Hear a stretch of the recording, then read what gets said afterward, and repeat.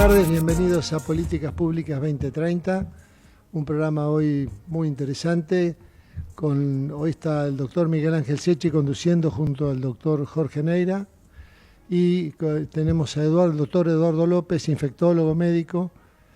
Ya te estoy viendo todos, así que Miguel, ¿cómo te va? Buenas tardes a todos. Buenas tardes a todos y tengo algún tema para, para hacer la visibilidad, bueno, ya lo solucionaré. Buenas tardes, doctor Jorge Neira, buenas tardes, doctor Eduardo López. Muchísimas gracias, Horacio Fernández, por tu tarea de producción. Ya es reiterado decir que la tarea de producción es muy importante porque es antes, durante y después del programa, toda vez que su resultado se retransmite el viernes o sábado a todas las redes sociales y eh, Y hay muchas hay listas tres. de WhatsApp también, Miguel. ¿Cómo? Muchas listas de WhatsApp también se retransmiten. Correcto, correcto. Pero lo importante que es, remarcamos que intentamos que sea un programa federal. Antes de dar la palabra a, bueno, nuestros amigos, empezando por Jorge Neira, me motivó mucho a mí a la producción y a Jorge tener presente al doctor Eduardo López, no solamente por su conocimiento respecto a infectología, vacunas, sino por su especial preocupación y dedicación para que los temas de promoción, prevención de patologías lleguen a todos los sectores, especialmente a los más vulnerables. Esto, como sabemos, a veces lamentablemente se hace solamente a partir del llamado hospital estatal. Para nosotros la salud pública es la confluencia del estatal y el privado, pero si quieren llamarle hospital público, le llamamos hospital público para que todo el mundo lo entienda. Así que en ese sentido, Eduardo López, te agradezco tu presencia y tu especial vocación por pensar en aquellos que están mucho más necesitados que ese 12% de la población que siempre nos dan, que tiene cierto acceso a la prestación médica. Pero no quiero hacerlo tan largo. Jorge Neira, ¿cómo estás? Hola Miguel, hola Horacio, hola Eduardo, ¿cómo están?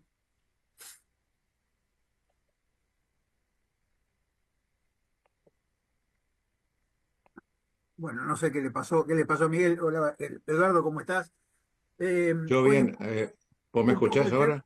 sí, ahora te escucho. Perdón. Adelante, adelante, Jorge.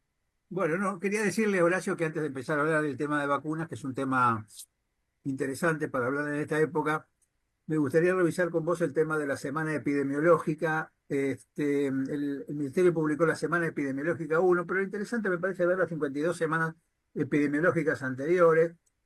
Por ejemplo, en la semana 1, digamos, hay muy poca circulación de dengue, hay 1.288 casos sospechosos, de los cuales 14 se confirmaron y 41 se clasificaron como probables y están en investigación. Casi todos los casos, la mayoría de los casos, por supuesto, son endógenos, son de aquí, digamos, y de los antecedentes, sin antecedente de viaje, se registraron 40 en Cuyo, 40 en el centro, 8 en Cuyo, 6 en el noroeste y 220 en el noreste. La otra cosa interesante, bueno, hay algunos casos con respecto a la referencia de la semana 1 a la 52, que hubo 107 casos de monkeypox, de la viruela símica, como se le dice, y después me gustaría que charláramos un ratito.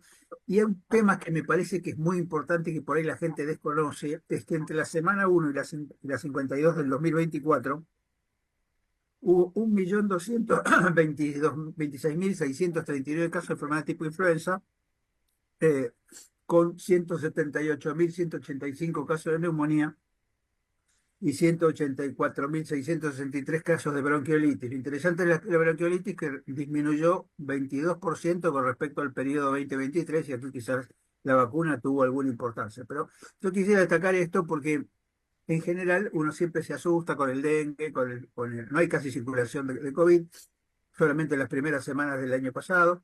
Y la gente se asusta con el tema del dengue, del COVID, pero no se da cuenta que la enfermedad tipo influenza es un impacto importante para la población, no solo para los chicos con la bronquiolitis, sino para los adultos mayores, ¿no? O los que tienen algún tipo de antecedente de enfermedad. La influenza fue H3N2, este, y fundamentalmente después es todo, por supuesto, influenza. Así que me gustaría primero que hicieras algún comentario acerca de estos números, que me parece que es importante que la gente los conozca. No sé vos qué opinas, Eduardo. Está muteado, ¿eh? Está muteado. Eduardo, está muteado.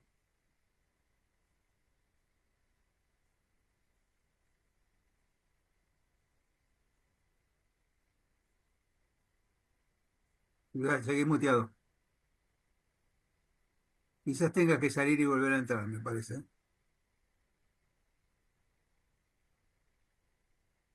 O desconectar eso también puede ser. Sí.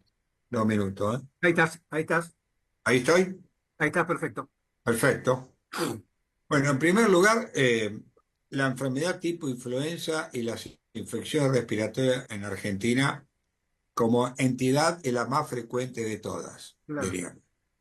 La enfermedad tipo influenza, para que la gente entienda, es aquellos cuadros que son muy parecidos a la gripe, diríamos, en cuanto a que tienen fiebre, pueden tener tos, dolor de cabeza, dolores musculares, diríamos, y ahí entran todos los virus que pueden provocar algún tipo de esta sintomatología, desde el virus de la gripe hasta el virus sincicial respiratorio, pasando por adenovirus, coronavirus, etc.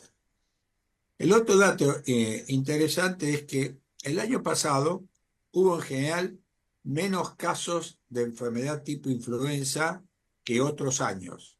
Sí, bajó como un Incluso, 8%. exacto, incluso la internación en pediatría, que el paradigma es la bronquiolitis, en los hospitales pediátricos ha disminuido y esto se ha reflejado que ha disminuido un 32%, 35% con respecto al año pasado. Las neumonías se mantienen más o menos estables y el impacto que está haciendo la, la vacuna, bueno, hay un primer estudio donde la vacuna en aquellas madres vacunadas con respecto a no vacunados tuvo una eficacia de 64%. Para que entendamos, el virus sincicial respiratorio, que es lejos, lejos el más frecuente causal de bronquiolitis, en el calendario nacional está la posibilidad de vacunar a la mujer embarazada, de tal manera que la mujer le pase anticuerpos al recién nacido en los primeros 6 meses de vida. ¿Por qué los primeros 6 meses de vida? Porque la mayor mortalidad en virus sincicial respiratorio, llámese bronquiolitis, es en esta franja etaria. Y por otro lado, los cuadros más severos se dan a esta edad. El mayor, eh, el mayor limitación que tiene esta estrategia es que solamente la mujer se puede vacunar en un mes, en 4 semanas, entre las 32 y las 36 semanas. Algunos países lo han llevado a 30 semanas y hay algunos pocos países que la están llevando de las 28 semanas. Esto es bueno, aumentar el periodo donde las madres se pueden vacunar, porque aumenta mucho la chance que se vacunen. Y no olvidemos, Jorge, que esta es una vacuna gratis, está en el calendario Claro, nacional tal cual. Sí, sí, por eso digo. y se puede dar tanto en privado como en público. Así que esto es una estrategia que vale la pena. Diríamos, yo creo que todas las enfermedades respiratorias, diríamos, fíjense que la bronquiolitis es la que más bajó. Algo de esto tuvo seguro impacto a la vacuna. Claro. No podemos definirlo por un año, necesitamos por lo menos 2 o 3 años para ver cómo va evolucionando esto, pero los datos son alentadores, ¿no? Bueno, a eso iba mi pregunta, porque en realidad, viste, la gente por ahí minimiza el tema de la vacunación antigripal y de la vacunación para la neumonía, la prevención para el neumococo. Y digamos, acá me parece que quizás haya que que enfatizar la importancia de que las personas adultos mayores se vacunen contra el neumococo y además que se hagan regularmente la antiviral, ¿no? La antigripal, ¿no? Creo que vale la pena. Digamos, cuando uno estudia vacuna de gripe en grandes números, la vacuna tiene una eficacia no menor del 60%. Un poco más en pediatría, alrededor del 70%, y un poco menos en el adulto mayor, alrededor del 50%. Pero es clave la eficacia frente a la hospitalización, o Claro. sea, frente a la gripe grave, que está por encima del 70%. Diríamos, obviamente tendríamos que lograr tener una vacuna de gripe mejor, pero no es tan fácil porque las cepas van variando de un año para otro y además van variando mientras van circulando en los periodos de invierno. Y el otro dato interesante, y esto creo que es una novedad, acaba de publicarse en España un estudio donde demuestra que si uno se vacuna con vacuna de gripe, ¿no? Y luego se da un refuerzo, tiene alguna eficacia para una situación que se está mirando con mucha atención, que es la gripe aviar o la gripe flu, en Sí, el sí. cual aparentemente vacunándonos con esta, acaba de salir, esto debe tener no más de 2 semanas, vacunándose con vacuna de gripe estacional, tiene un grado de protección bastante interesante, si me permite la palabra, para este cuco que podría ser la próxima pandemia, ¿no? Y justamente, mira, el otro día en la comisión, nosotros tenemos una comisión interacadémica de una salud, a la cual ya te dije que estás invitado cuando quieras venir, que lo hacemos con los veterinarios y con los de farmacia y bioquímica y con la Academia de Ciencias del Medio Ambiente y la de Ciencias. Y apareció un artículo sobre que aparentemente había habido transmisión del virus de la gripe aviar, creo que a primates. O sea que en realidad está empezando a migrar, digamos, el virus, ¿no? Con distintos vectores, con distintos receptores, y es un tema. Ahora, lo que estábamos hablando es que en realidad la diferencia entre la influenza común, digamos, la influenza que nosotros conocemos, la influenza A, y este tipo de influenza es que la mortalidad es más alta. Y en este La caso la mortalidad, mortalidad sí, creo que es más alta que la del MERS, ¿no? El MERS tenía una mortalidad entre 30 y 40 y esta está un poquito por arriba, me parece, a ¿no? ver, es un tema realmente fascinante. Claro, por eso. Nosotros, por ahora, el ser humano tiene poca gripe aviar, salvo aquellos individuos que tienen un contacto prolongado y permanente contra el virus, que es lo que pasa generalmente en China. ¿Por Claro. qué es esto? Porque no tenemos desarrollado adecuadamente los receptores, diríamos, en el cual el virus se puede unir a nuestros receptores del epitelio, diríamos, respiratorio.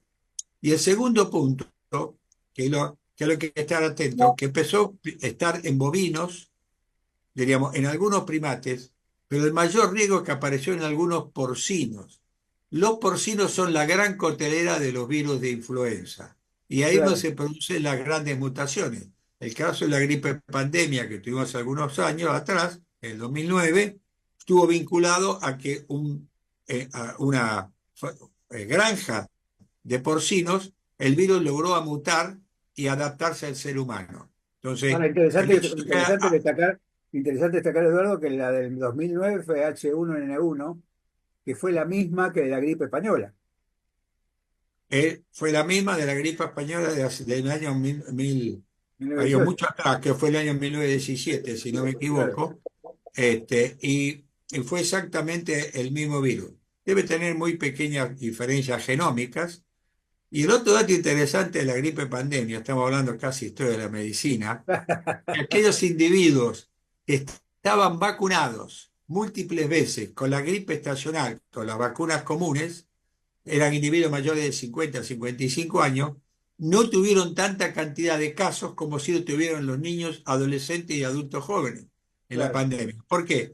Porque las múltiples vacunaciones dio algún grado de inmunidad cruzada para esta nueva variante, esta nueva cepa que apareció. En cambio, los que tenían menos vacuna, diríamos, se enfermaron mucho más. Fíjate vos que Fíjate en vos esa que época los factores de riesgo, en la época del 2009, eran la obesidad y las embarazadas, no los y, adultos lo- y mayores. lo- y los, y los neurológicos complejos. Claro. Eso apareció en la Argentina, demostró esto, que era la obesidad mórbida, las enfermedades neurológicas, diríamos, y genéticas tenían un impacto importante en cuanto a la morgue y mortalidad, ¿no? Exacto. Ahora, el otro dato que es interesante en esto es que la gripe, cuando hace pandemia, diríamos, afecta a todas las edades, pero generalmente en las dos puntas, el adulto mayor y el chico. En cambio, el COVID, fíjense ustedes, el mayor impacto se dio directamente en adultos mayores y mucho menos en chicos. Casi chicos debajo de 4 años o 2 años casi no hubo casos, ¿no? Es decir, Claro. que cada virus se comporta. Esto habla de que hay vacunas para las infecciones respiratorias para todas las edades. Esto es importante. Y después está el neumococo. El neumococo es interesante, Jorge. Nosotros estamos haciendo un trabajo en Argentina bastante interesante, que es qué serotipos de neumococo están circulando. El neumococo en general tiene muchos serotipos, pero hay 23, 25 que dan la mayor cantidad de enfermedad. Yo los serotipos les digo que son los primos hermanos. Y esto es muy interesante, porque la vacuna que estamos aplicando hoy, con los serotipos que circulan hoy, cubre un 30% nada más, como cuando hace 12 años cubría el 90%. Se está trabajando con una vacuna de 20 valentes y nosotros estamos comparando, cuando vos tenés la vacuna de 20 valentes, la cobertura de los serotipos, que es un reflejo de la protección, es del 60%. Quiere decir que en algún momento vamos a tener que hacer un cambio de pasar de una vacuna a la otra. No hay mucha discusión en ese Bueno, yo te sentido, iba a ¿no? decir que una de las cosas que siempre se dijo es que si vos tenías las dos vacunas previas, ¿no? La vacunación completa previa con las dos dosis, no había que hacerse una nueva vacuna, que este incluso podía llegar a ser peligroso con la nueva vacuna que había salido. Bueno, eso es otro tema interesante. Esto prácticamente se aplica a adultos mayores, ¿no? Claro, sí. Ya el Ministerio de Salud en el calendario nacional para los adultos mayores, individuos con factores de riesgo a partir de 5 años, se está aplicando a la 20 valente, o sea, la que cubre mayor cantidad de serotipos, con lo cual uno considera que tiene que disminuir los casos de enfermedad de neumococo. Para que la gente entienda, el neumococo es el agente lejos, lejos más frecuente de productor de neumonía. Pero es el primero o el segundo agente productor también de meningitis. Con lo Claro. cual, diríamos, no solo uno se protege para la neumonía, también se protege para meningitis y otras enfermedades que por ahí no están en la comunidad al día, porque si neumococo la asocia a neumonía. Es el primero o segundo caso, según los años, de meningitis, ¿no? Sí, y otra cosa interesante que vos decís es que, y esto por ahí tiene vínculo con lo que le pasa al Papa en este momento, ¿no?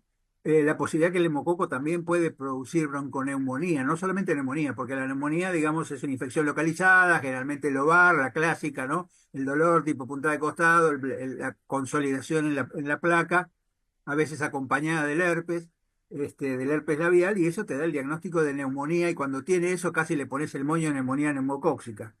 Pero hay formas de neumonía neumocóxica que tienen que ver, que tienen una forma de presentación bronconeumónica muchísimo más grave, que además pueden ser bacteriémicas, es decir, que es raro que la neumonía produzca bacteriemia, pero en estos casos produce bacteriemia y que tiene un pronóstico completamente diferente. Digo, no es que la neumonía neumocóxica es una neumonía en el sentido estricto de la palabra, sino que es un complejo que A ver, engloba la el, neumonía, la el, bronconeumonía, ¿no? Y como vos decís, la meningitis. correcto, el neumococo en general tiene complicaciones, porque arranca por ahí con una neumonía lobar, toma la pleura y hace lo que llamamos nosotros derrame pleural o supuración pleuropulmonar, puede Claro, hacer bronconeumonía y puede hacer neumonías necrotizantes, por claro. ejemplo, que eso se ve con evoluciones tórpidas, mucho tiempo de internación, tratamientos endovenosos y demás. ¿Cuál es la moraleja de esto para la gente? Muchachos, vacunémonos contra el Claro, ese es neumococo. el tema. A eso iba el tema, ¿no? Encararlo, y por eso a mí me parece que te iba a preguntar que hicieras un plan de vacunación desde el recién nacido hasta el adulto con respecto a las infecciones. ¿Qué debería tener un chico, digamos, en su calendario? El calendario se lo pide, pero ¿por qué es importante que tengan todas las vacunas? Habitualmente los pibes con la gripe no se los vacunan, porque en Bueno, general se deja pasar, y los sí. adultos mayores. o los que tienen riesgo, digamos, los que tienen riesgo porque tienen patología asociada. ¿Por qué no haces Sí. como un esquema de qué recomendás vos de vacunación teniendo en cuenta estas cosas? Bueno, asumamos que vamos a hablar de las infecciones respiratorias, no de todas las Empecemos infecciones. con las infecciones respiratorias, después seguimos con las Por otras. eso, un día nos invitamos de vuelta y hablamos del qué es el calendario de inmunización. Para infección respiratoria, a partir de los 2 meses y 4 meses y un refuerzo al año, es la vacuna neumococo que tiene en este momento 13 serotipos, o sea que protege para esos. Yo creo que pronto, pronto va a aparecer la de 20 serotipos porque hay interés de ayornar a nivel ministerial, ayornar el calendario nacional.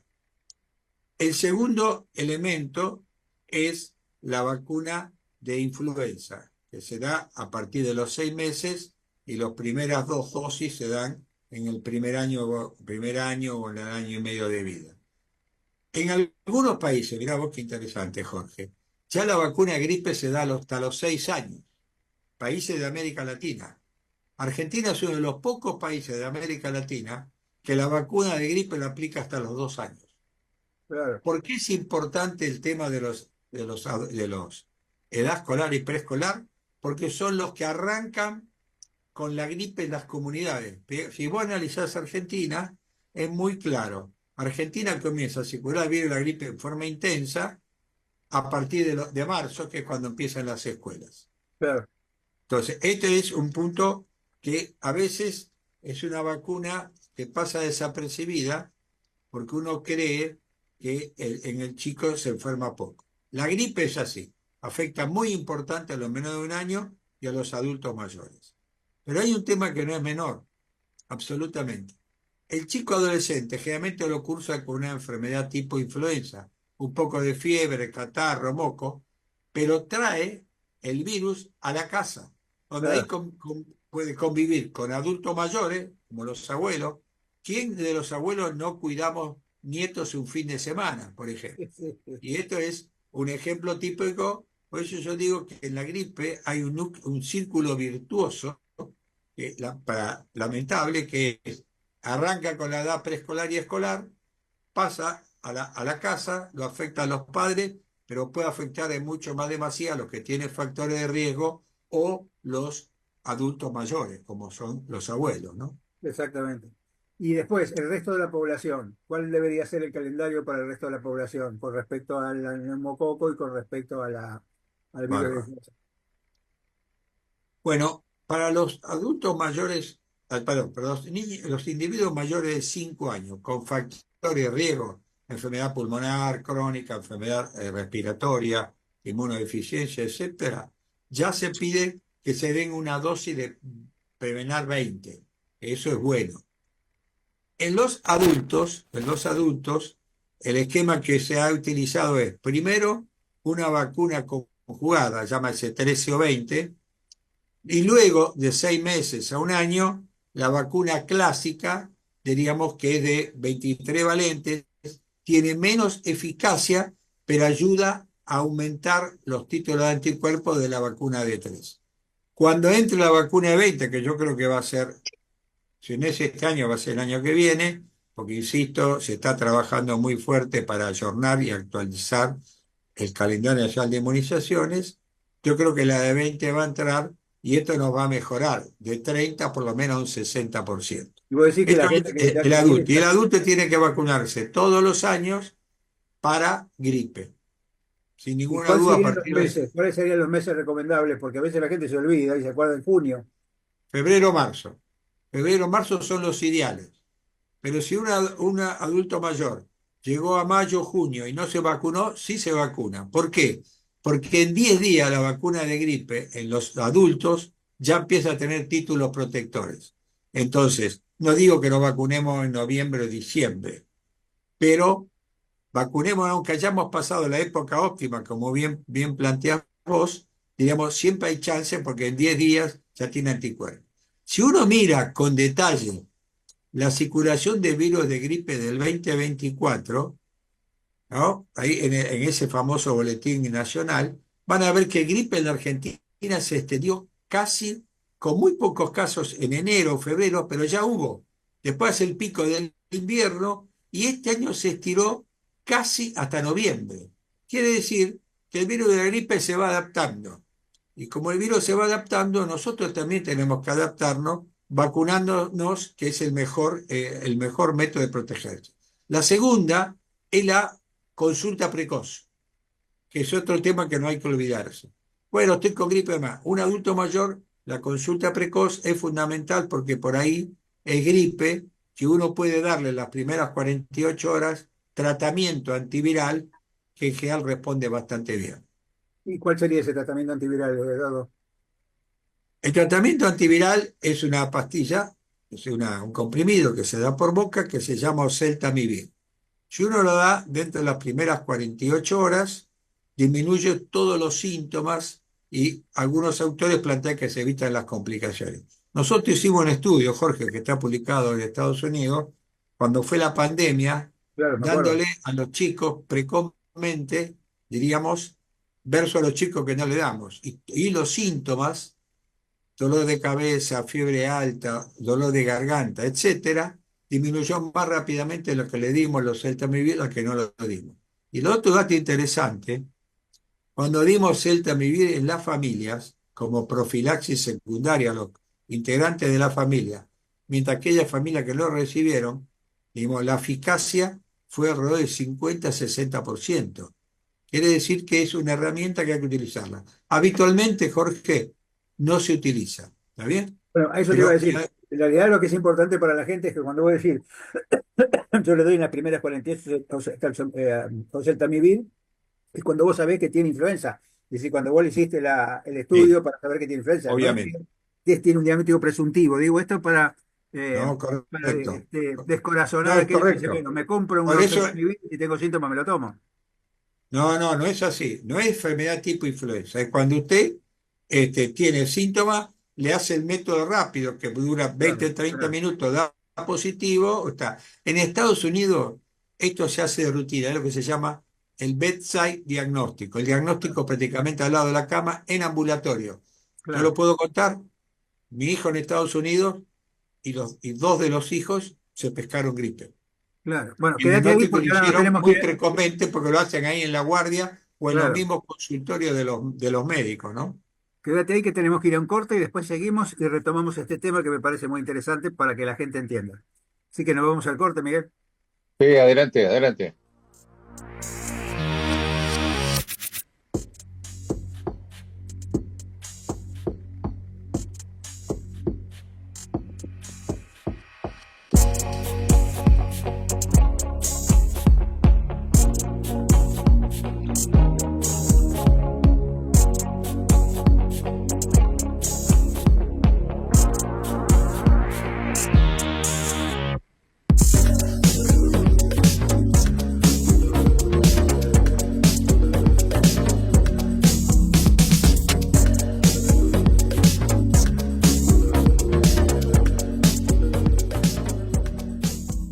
Ecomedios.com AM1220.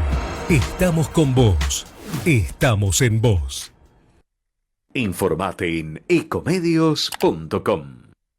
Seguinos en TikTok, @ecomedios1220.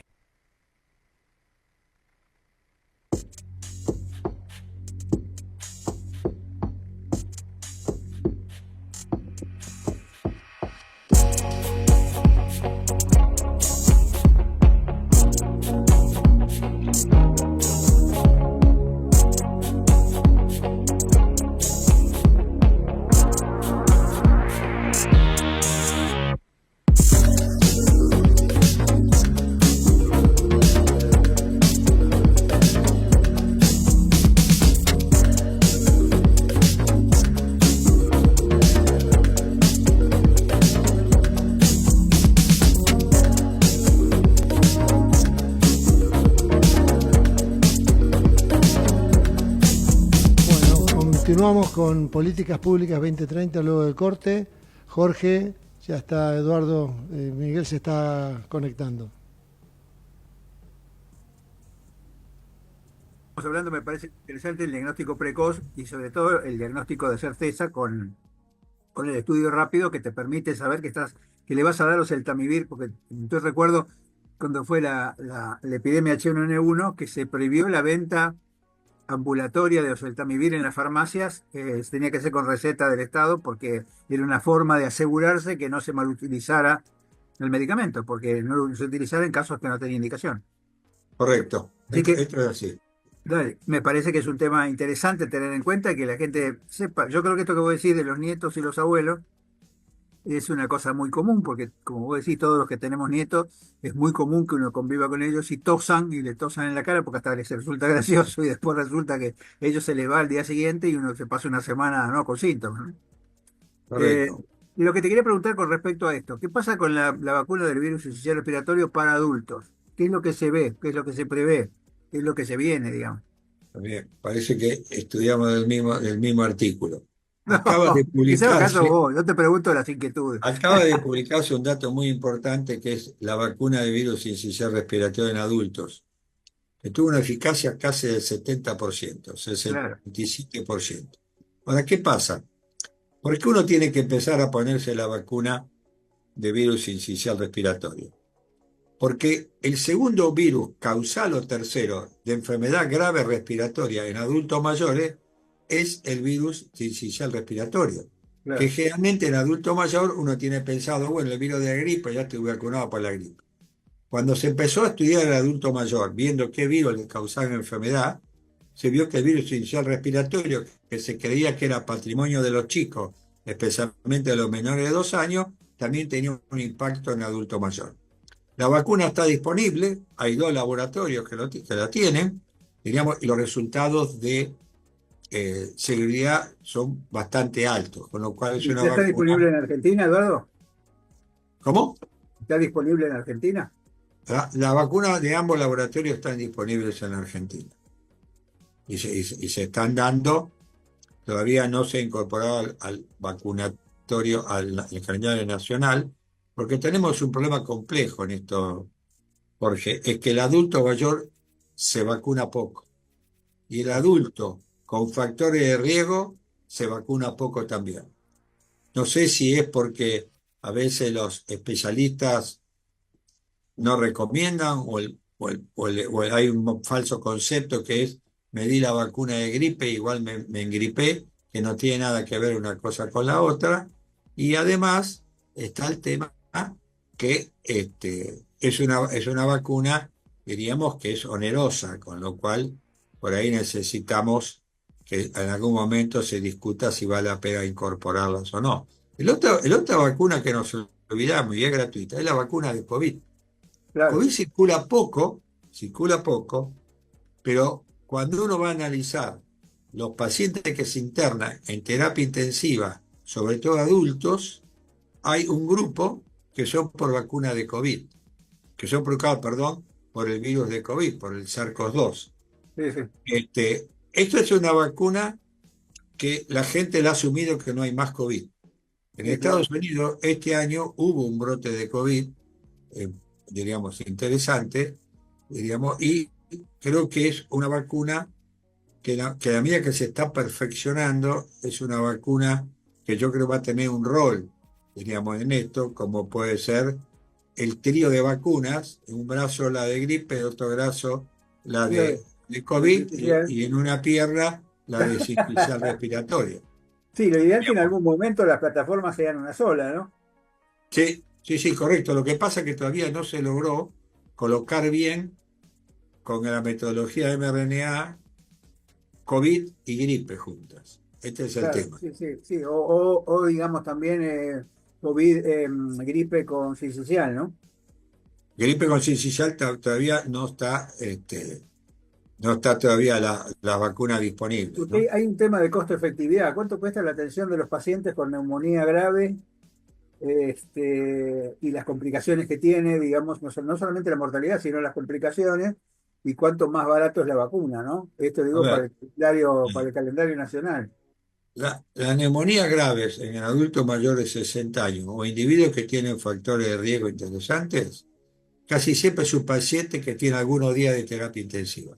Por lo Claro, menos terapia intermedia. Con lo cual, y vos sos un experto en esto, el monto de costo cuando un individuo pasa a terapia intensiva o intermedia es infinitamente mayor que cuando está internado en una sala común. Este es el primer punto.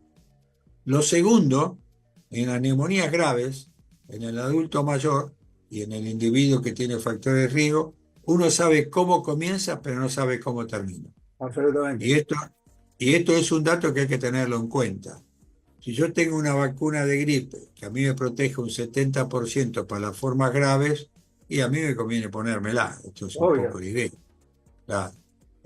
Pero la vacuna de gripe no se aplica a la gente por varios motivos. Uno, que el paciente no la ve como una realidad importante. Segundo, que hay médicos, con todo respeto a nuestros colegas, hay médicos olvidadizos con respecto a esto, digamos, ¿no? Y en tercer lugar, diríamos, es que hay grupos que se deberían vacunar inexorablemente, como la mujer embarazada, la enfermedad pulmonar crónica, la diabetes, la enfermedad renal crónica, la enfermedad cardíaca, que vos sabés que no se aplica. Uno mira los números, sobre todo en los individuos con factores de riesgo y adulto mayor, las cifras son muy pobres en función de la cantidad de individuos que tenemos. A eso voy, claro. Yo coincido con eso. Yo creo que yo muchas veces puedo pensar en médico olvidadizo. Esto, digamos, hay tres paradigmas de la prevención que son el profiláctico, el cinturón de seguridad y la vacuna, ¿no? Digamos, para tomar los más importantes, ¿no? Y a mí me Está parece que perfecto. son cosas que van de la mano, porque vos tenés que usar el cinturón de seguridad, tenés que usar profiláctico si tenés riesgo y tenés que usarte la vacuna. Me parece que tiene la misma trascendencia y sin embargo no se...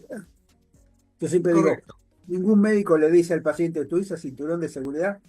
No le pregunta, y es bueno, ahora por suerte, digamos, hay una cierta tendencia que ha aumentado, la gente tiene como una aceptación, no con el casco, digamos, no pasa lo mismo con el casco de la motocicleta.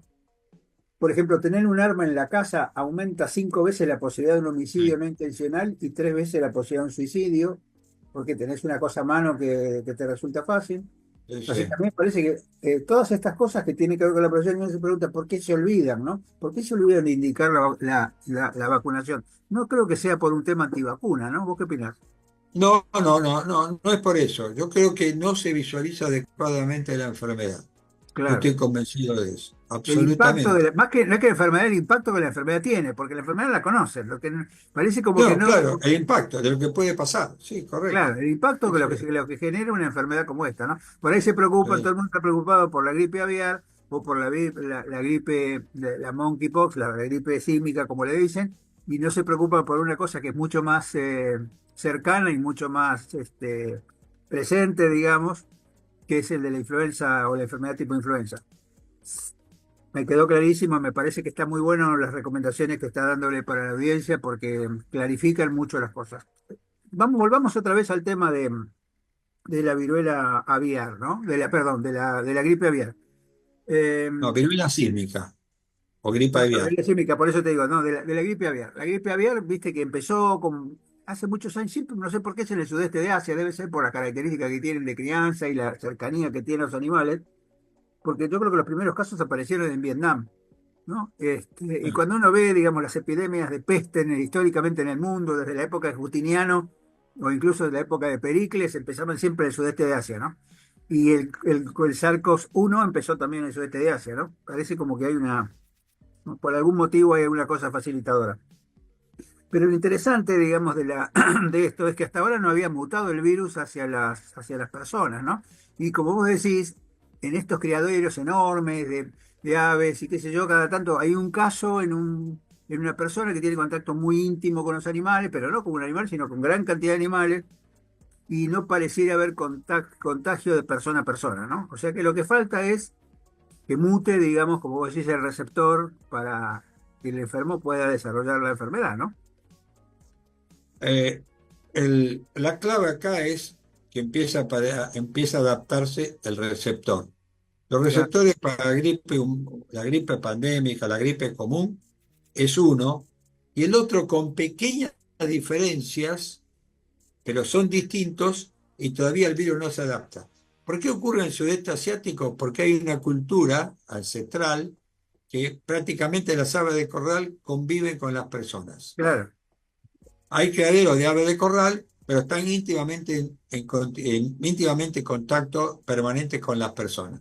Cuando vos tenés permanentemente un estímulo, en algún momento tu receptor se adapta. No hay ninguna alternativa en esto.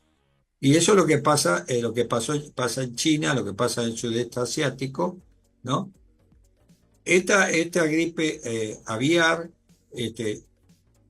como dijimos antes, ya está en el bovino, hay algunos primates, y la mayor preocupación es el virus, es en el porcino, porque el porcino, como dijimos antes, es la gran cotelera y el que larga habitualmente los brotes, digamos, de gripe que infectan a los humanos. Así que la gripe aviar hay que tenerla en cuenta. Yo creo que la preocupación de la OMS es que puede ser una de las nuevas pandemias, ¿no? Para que entendamos. Y bueno, y además tiene una característica que tiene la capacidad como tienen los virus humanos de aerosolizar, o sea, quedar suspendidos en el aire por un tiempo determinado, con lo cual el ritmo la posibilidad de contagio es mucho mayor que cuando necesitas contacto estrecho, ¿no? Y Y no nos Perdón, olvidemos Jorge. que el virus de la gripe dura 24 horas en superficie dura no porosa, como es mármol, como puede ser plástico, como puede ser los juguetes de los chicos, el teclado de la computadora, acero inoxidable, etcétera, etcétera, ¿no? Miguel. No, respecto a un tema que vos tocaste, que como dije cuando conversé con Eduardo para invitarlo al programa, me motivó, nos motivó mucho el tema de la preocupación de Eduardo, que conozco la tuya también, Jorge, sí, y que vos hace 2 minutos hiciste referencia. Acá estamos hablando de un tema de costo y de acceso. Cuando se analiza el tema de costo, evidentemente ustedes lo demostraron clarito, que 2 días o un día de terapia intensiva puede ser el costo de una vacuna.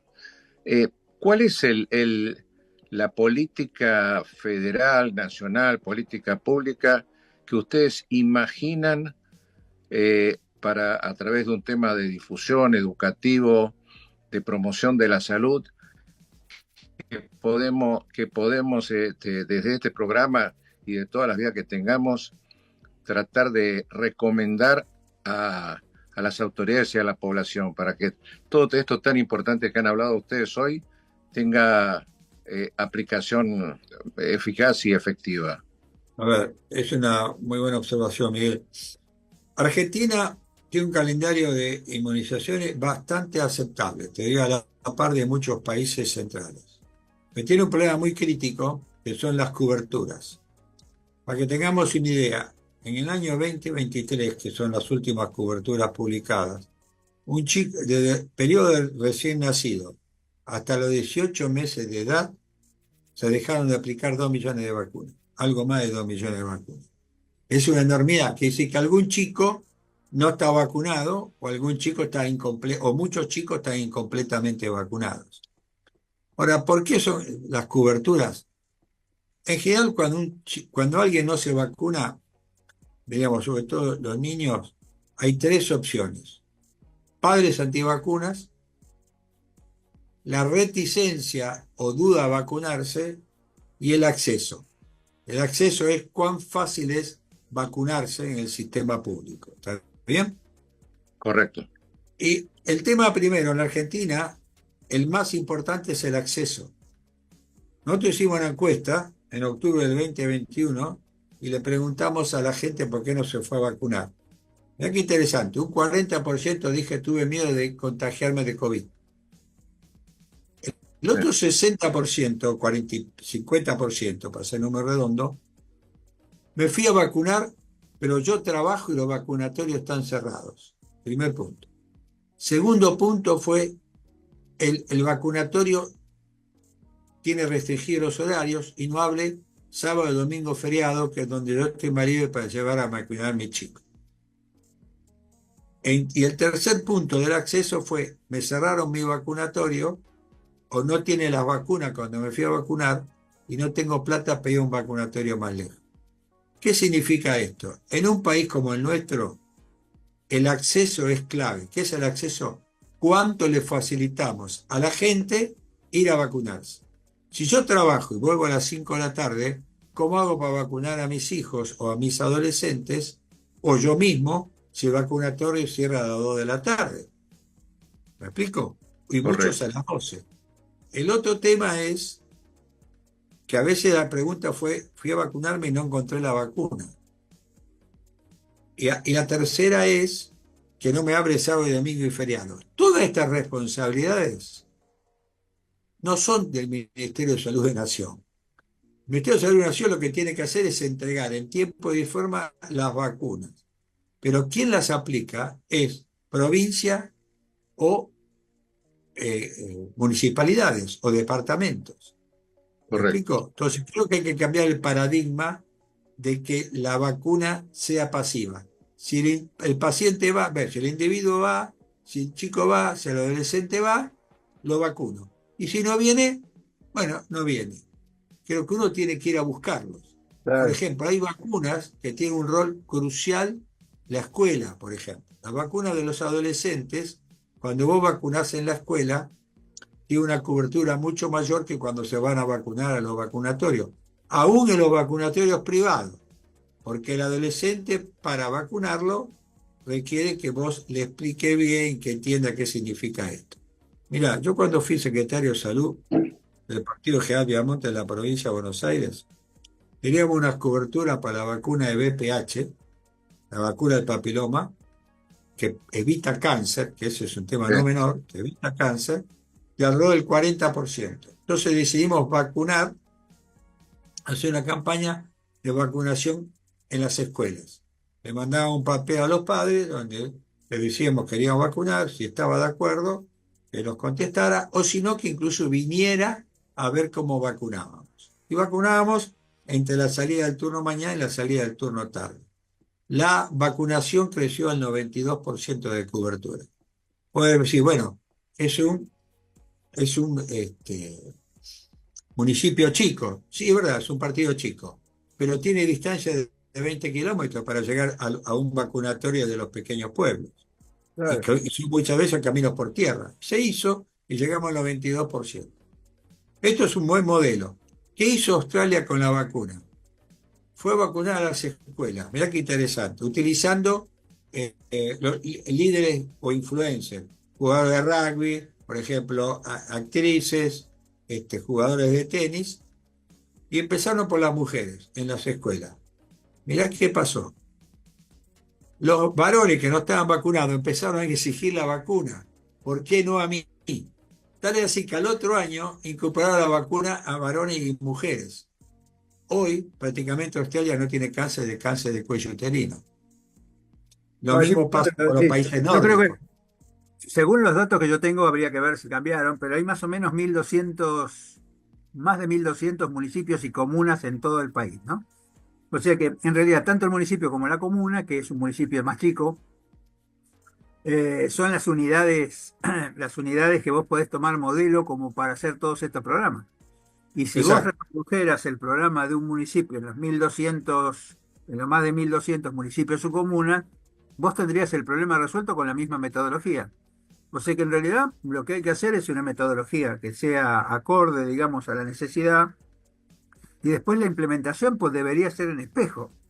Es decir, Sí, ni siquiera es un problema, además, teniendo en cuenta que el Estado provee las vacunas. O sea que exacto. a mí me parece que acá es que hay que fomentar, digamos, yo siempre hablo de los círculos virtuosos, ¿no? Esto que vos comentás de lo que hiciste en Viamonte es un círculo virtuoso exportable. Exportable significa que Totalmente. vos podés usar ese mismo programa para cualquier otro municipio. Es la misma Absolutamente. función. Y que no La tenés que inventar la nada, ¿no? provincia de Buenos Aires sacás el tercer cordón y los municipios, el más grande, Mar del Plata, que tiene 800.000 habitantes, pero tenés por lo menos 30 municipios que son entre 20 y 40.000 habitantes, que es Claro, por eso digo. totalmente extrapolable. Digo, a mí me parece que en esto falta algún grado de audacia, digo, no voy a decir compromiso, para generar cosas distintas para poder vacunar a la población. Chile empezó a hacer un programa muy firme en todo esto y hoy Chile tiene una cobertura prácticamente arriba del 80-85%. No, eso Y lo demostró en nosotros la tenemos pandemia, ¿no? coberturas, sí, Digo que no, eso, sí, eso, sí, eso lo demostró en la pandemia, que rápidamente tuvieron una tasa de vacunación sí, creciente. exacto. Y nosotros tenemos, por ejemplo, la vacuna de neumococo que hablamos hoy, en los chicos no supera el 75, 76, 77%. Porque Claro, si, bueno, che, tenemos 80% vacunados, 77%. Sí, pero te voy a explicar, es un porcentaje no malo, ¿no? A vos te quedó 20% de una población, 25%, de una cohorte que nace de 500.000, te quedaron 120.000 chicos sin vacunarse. claro, la quinta parte, la Entonces, quinta parte. vos vas acumulando deuda, vas haciendo hipoteca y de algún lado te empiezan a aparecer los casos, ¿no? Claro, sí, sí. Y una cosa interesante que vos decías, el 70% de las pandemias tienen origen zoonótico, ¿no? Por eso nosotros esto lo analizamos mucho en la comisión que tenemos Buena Salud, porque en realidad, Sí, hoy, zoonótico o de vectores, ¿no? Zoonótico claro, o de vectores. sí, pero fíjate vos que el cambio climático ha generado esta cosa de la transición, digamos, entre el animal salvaje y el animal doméstico, y este acceso, digamos, estos cambios de los ecosistemas que facilitan estas cosas. Por ejemplo, una de las cosas que se dice que va a pasar con el dengue este año, que tiene un aumento muy lento inicial, pero parece que la temperatura va a seguir alta, creo que hasta abril, no sé si hasta mayo, pero seguro que hasta abril. Entonces, ¿qué va a pasar con el ecosistema dengue, con el próximo aumento de temperatura sostenido hasta el mes de abril? ¿No? Y ahí me gustaría escucharte. Bueno, en primer lugar, el pico de gripe siempre se da en los primeros días, mediados de marzo, y se sostiene alto hasta fin de abril. Ahora, este año nosotros tenemos por ahora menor circulación, y uno puede explicarlo de varias maneras. La primera manera uno dice, bueno, la vacuna. En realidad la vacuna no se distribuyeron más de 1.200.000 dosis, con lo Claro, cual claro. el impacto es bajo. O sea, tiene un impacto individual porque quedó protegido, pero no es un impacto comunitario. El segundo punto es que el año pasado tuvimos alrededor de 500.000 casos, y un poquito más también de los que confirmamos y consultaron. Pero por cada caso clínico en gripe, en dengue, hay 6 casos Claro. asintomáticos. Quiere decir que ustedes analizan esto, el año pasado se contagiaron 3 3 millones. millones de individuos. Es una cifra muy alta, digamos. Y el tercer tema es que tenemos temporada de lluvia floja. Si vos necesitas tener temporada de lluvia para que se llenen los reservorios y las hembras puedan poner los huevos. Así que me parece que se dio este año una combinación de efectos para que tengamos menos dengue. Además, diríamos, el dengue en la Argentina es endémico, por lo menos en alguna zona. Y hasta la Pero mitad los del país. brotes grandes, claro, los brotes grandes se dan cada 3 años. Argentina tuvo el triste privilegio que tuvo 2 años seguidos mucha cantidad de casos. El periodo de 22-23 y el 23-24, ¿no? Así Claro. que es posible que tengamos un año más tranquilo. Digamos, pero más casos van a aparecer seguro, ¿no? Y Hablo de dengue. otro tema que viene también con el dengue, de los serotipos de uno y de 2 que son los que tenemos. ¿Qué pasa con el 3? Que parece que hay un aumento de la circulación, algún caso que apareció hace poco, no me acuerdo si fue en Rosario. Bien, el año pasado tuvimos solamente en la provincia de Entre Ríos serotipo 3 que representó el 0,4 del total de serotipos aislados. Exacto. Esto fue solamente en Entre Ríos. Hoy por ahora aparentemente hay un caso en Rosario, que es lo que vos comentas muy bien, diríamos, con lo cual por ahora no tiene un gran impacto. La OMS está preocupada, sobre todo la Oficina Panamericana, está preocupada por esto y planteó la posibilidad de que empezaran a tener brotes de 3 y de 4. Paraguay tiene brote de los 4 serotipos, ¿está bien? Y a veces se le mezclan. Con lo cual habrá que estar atento y la vigilancia epidemiológica es fundamental, pero también es clave que nosotros, serotipo 3 por hoy, tenemos bajísimo. Desde el punto de vista epidemiológico, no se debe tener en cuenta, porque tener 2 casos sobre 500.000 No, tal es cual. realmente... Pero el tema es el siguiente, los que están vacunados para el 1 y el 2, no para el 3 ni para el 4. Yo me acuerdo porque el año pasado tuve que ir a Costa Rica, y en Costa Rica el predominio es 3 y 4. Digo, si yo me hubiera vacunado en Argentina, no me hubiera salido tampoco. A ver, sí, esto aparentemente para uno de ellos no sirve. El otro, como tiene una incidencia muy baja, Jorge, Claro. no llegamos al tamaño muestral, entonces no sabemos si sirve o no sirve, Tenés diríamos, razón, ¿no? está bueno. Ahora, claro, en el sur nuestro, mismo Brasil, mismo Paraguay, el 1 y el 2 han predominado siempre, digamos, ¿no? El 2 con enfermedad un poco más grave que el 1, pero han predominado siempre. Es posible que necesitemos por ahí mejores vacunas, diríamos, para dengue. La investigación médica no para. El Instituto Butantan desarrolló una vacuna para dengue y junto con Merck Sardón, ¿no? Pero hoy por hoy la única vacuna que hay es la de Takeda y es la vacuna que, si bien es una vacuna electiva, uno tiene que tener el chance de aprovecharla o no y vacunarse sí o no, consultando siempre con su médico, ¿no? Exactamente. Bueno, me parece que está completo todo lo que comentaste, queda para hablar un montón, nos queda un programa para hablar del calendario, así que te agradezco muchísimo, como siempre, tu excelente participación, y le paso a Miguel el cierre. Bueno, muchísimas gracias, Jorge Neira, y muy, muy especial al doctor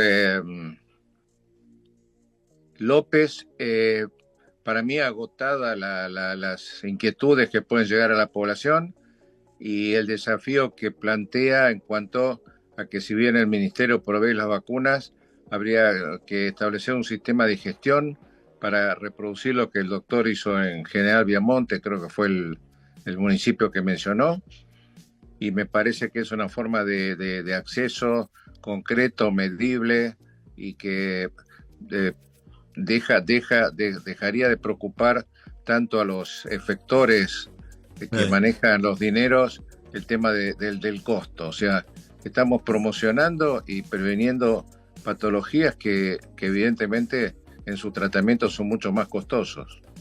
Sí. Te comento, Comino, lo de General Viamonte, para que la gente entienda, son los toldos.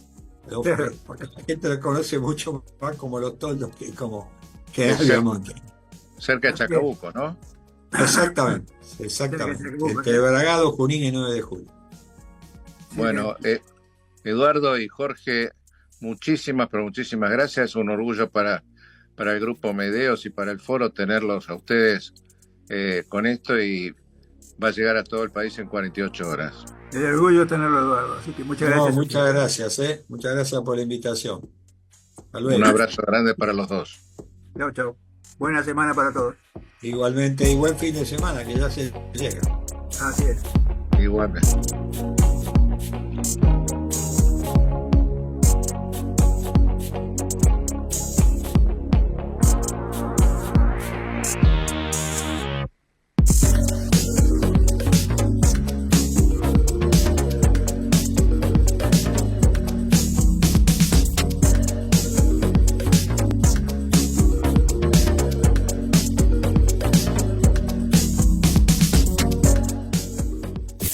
Desde Buenos Aires, transmite LRI 224, AM 1220, Ecomedios.